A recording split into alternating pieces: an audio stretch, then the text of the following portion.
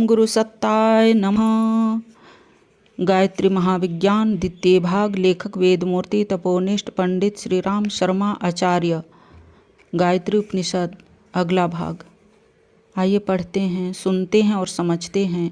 मन सविता है, वाक सावित्री। जहाँ मन है वहाँ वाक है, जहाँ वाक है वहाँ मन है। ये दो योनि और एक मिथुन है। अग्नि सविता है, पृथ्वी सावित्री। जहाँ अग्नि है वहाँ पृथ्वी है, जहाँ पृथ्वी है वहाँ अग्नि है। यह दो योनि तथा एक मिथुन है। वायु सविता है, अंतरिक्ष सावित्री हैं। जहाँ वायु वहाँ अंतरिक्ष है, जहाँ अंतरिक्ष है वहाँ वायु है। ये दोनों दो योनि और एक मिथुन हैं।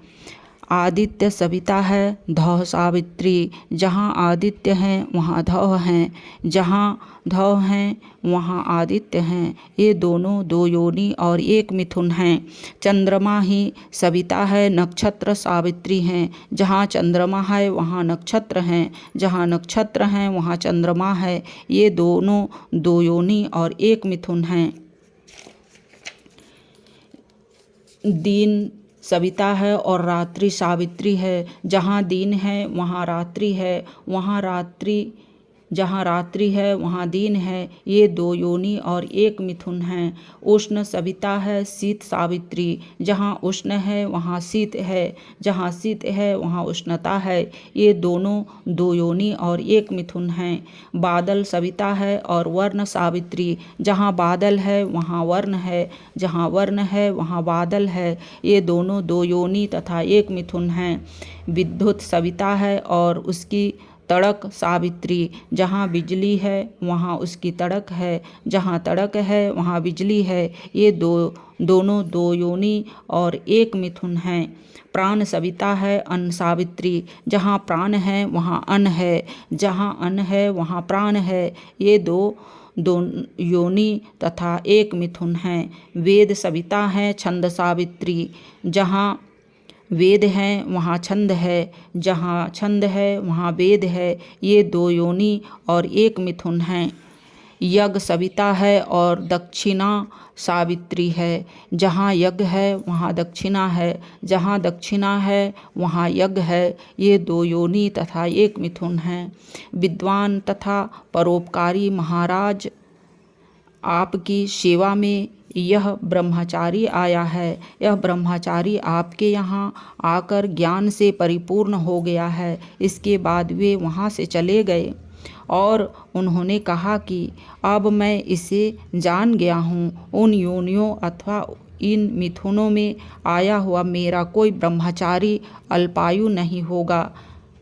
अब प्रश्न होता है कि सविता क्या है और सावित्री क्या है। सावित्री का देवता सविता माना गया है। प्रत्येक मंत्र का एक देवता होता है, जिसमें पता चलता है कि इस मंत्र का क्या विषय है।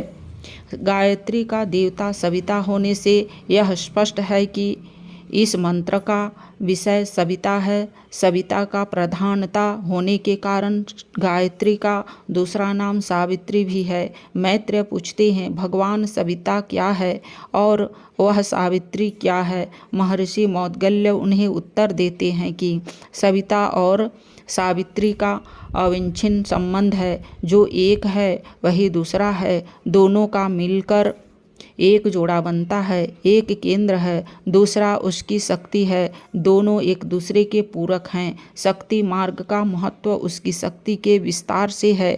यूँ तो प्रत्येक परमाणु अनंत शक्ति का पुंज है। एक परमाणु के विस्फोट से प्रलय उपस्थित हो जाती है, पर इस प्रकार की गतिविधि होती तभी है जब उस शक्ति का विस्तार एवं प्रकटीकरण होता है। यदि यह प्रकटीकरण न हो तो अनंत शक्तिशाली पदार्थ